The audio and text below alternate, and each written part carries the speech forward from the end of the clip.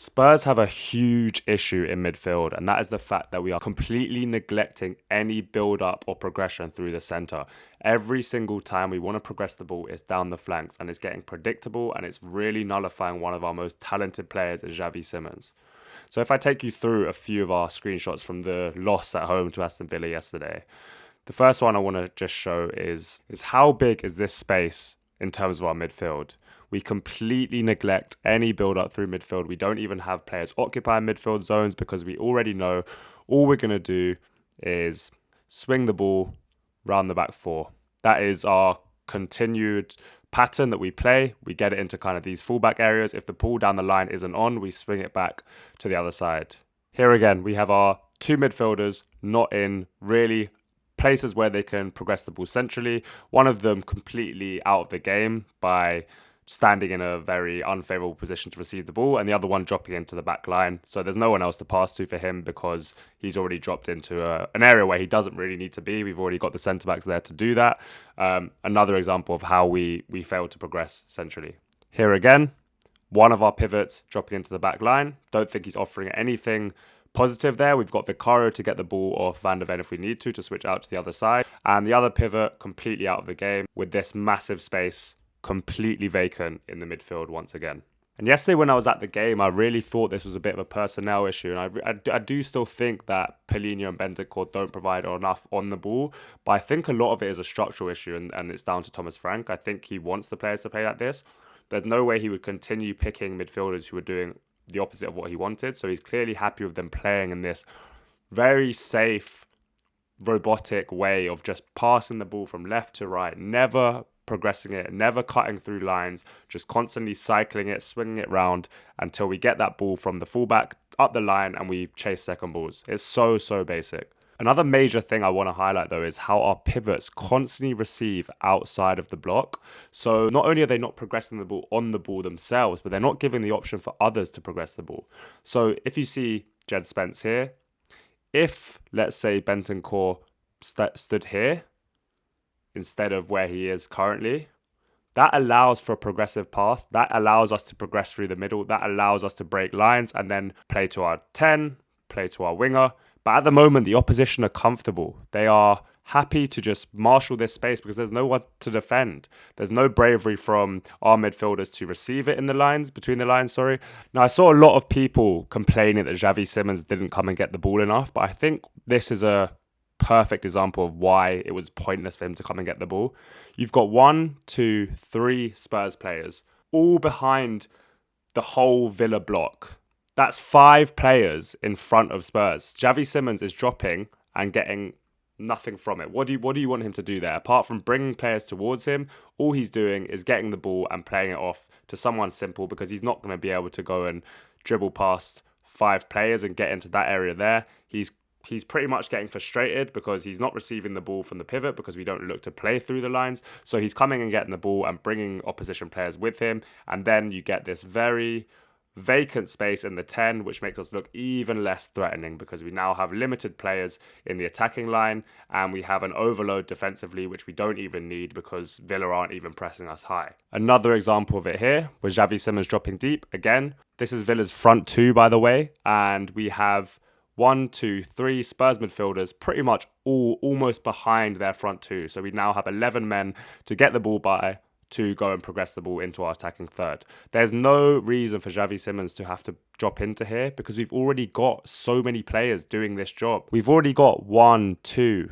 3, 4, 5, 6 players behind the block. We don't need an extra one to come and receive the ball. They should be able to have enough to play through that and then get it to our attacking players such as Xavi Simons. And the fact that he had to do this a couple times is ridiculous in itself. But the fact that people wanted him to do this more is even more ridiculous because what is he doing? He's cramping space and he's giving these guys an absolute easy day. They've got no one to defend against because Xavi Simons is now dropping into very unthreatening areas and they can be comfortable. The whole game's in front of them and we're not threatening at all. And so what we've become is very reliant on this one single pass, which is that ball from Porro to Kudus, up the line, and we hope that Kudus will pull something out magic, and that's all we have. Apart from that, we have no other real ways of progressing. I think with Udogie at left back, we were creating something a bit more optimal on that side where they could combine up the line, but without Udogie there, all it was swing it to the left, swing it back inside, play it to Porro, hope for him to get a good clip ball down the line to Kudus, and then we play off second balls and we win set pieces and we try to win balls from set pieces and hope the one goes in, so then we can sit in a block and counter the opposition. It's so basic, and it's kind of what you'd expect from a Brentford, not from a Spurs. Now, if I can show this even more clearly on the tactics board, we had Villa setting up in this very narrow shape, with Gessend and Marlon really dropping into this kind of mid-block. And what we had often was Bentancur dropping into this area and Palhinha sort of hanging around somewhere like this, where it's just that pass is never going to find him. And it's obviously not.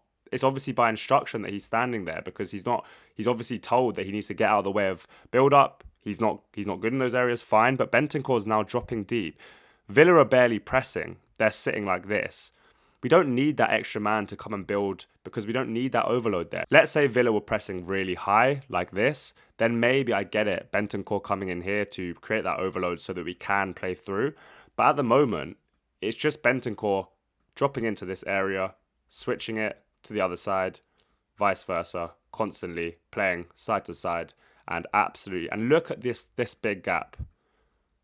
This is what Spurs are facing every single week. We have no one in this area. So how do you expect someone like Simmons, who's so good between the lines, to have any impact if everything that we do is going like that? Now, of course, once Kudus does get the ball, then we can hope that he can create something with Simmons, and Simmons can come and pick up these pockets there. And I think that is one thing that he probably could have been better at yesterday. But in terms of him actually receiving the ball in the pockets, he's not getting any opportunity to do that at all, because these guys don't even look forwards. They just look sideways. And it's obviously an instruction for them to constantly swing it from side to side. But you're wasting one of our most talented players, because the ball is not going to him at any point. And I'm going to put down a graph below that shows this in the pass map, that there is genuinely no line linked to Simmons. He's out of the game completely. He's feeding off absolute scraps. And he's a player that you want getting the ball constantly. Now, I would understand the people saying, oh, he needs to drop deep more to find it, if the shape was like this and you have at least someone staying high so that Simmons could come and receive it here, carry it a bit, and then there's at least a midfielder occupying this higher zone. But when you've already got two midfielders in that pivot, your 10 shouldn't need to drop so deep constantly. I mean, at times it might be the case where you can drop up this little half space roll, carry it forward. But that's when the team are obviously being pressed. I feel like if the team is sitting off, you've already got the massive overload there. Why should you need someone to come and help you there when you've already got 1, 2, 3, 4, 5, 6 players against their 2 at times, maybe a 4 if they were pressing a bit more aggressive? It's more than enough players, let alone quality, to play through that. And I've been calling for a different pivot, something like, but I'm now starting to consider whether this would even help, because it looks like the pivots aren't even looking up forward. I don't think they're told to. I think they're told to constantly play to the fullbacks, and we progress up the flanks. I think, okay, fine. If we've got Udogie there, then maybe at least we have 2 ways of progressing. But when you've got Spence there, he can't even progress up there. He's right-footed. He's going to cut inside. So all he does is lay it back, and then we work it to Porro, who plays to Kudus. That is our literal only pass. And relying on one form of progression at a top club is never going to cut it, because yesterday Kudus was doubled up, tripled up at times, because people know now that this is our main strategy. And because he's that good, he got a bit of joy at times. But you can't just bank on one player, because this is what's going to happen. They're going to get tripled up on, they're going to be absolutely knackered, and we're predictable. So I don't know what the answer is with this. I think this is a clear instruction.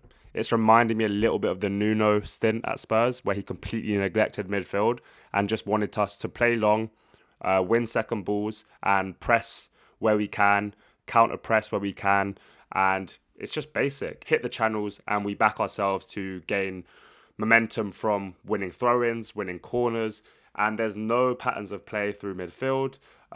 It's super, super basic. And I think the fact that he was more inclined to take off Xavi Simmons for Bergvall in that 10, who's not even a 10, by the way, Bergvall. He's not nimble enough to be a 10. Rather than taking off one of his pivots, because he wants that safety and security so much more than he wants to be brave and take the game to the opposition. And I think one of Thomas Frank's quotes that I remember going around on social media was, to not take risks is the biggest risk. And to be honest, he's completely going against that at the moment. I think he's being very cowardly in the way he builds up. I think he's relying on set pieces. He doesn't want to give up any little risk. He doesn't want to risk anything. He doesn't want to play through the lines. He doesn't want to create chances through central progression. He'd rather have a very set, stodgy, solid base and then just back yourself against teams because you have more quality than them. So we're never ever going to dominate or control games, because every game to Frank is played in the same way, where we want to just win the small margins. And more often than not, we'll get positive results, I'm sure, because we have the quality to do so. But we're never ever going to control games if we continue to play like this. So I think it's a huge problem. I think we're wasting potentially our most talented player by not finding him between the lines enough. And I think something drastically needs to change.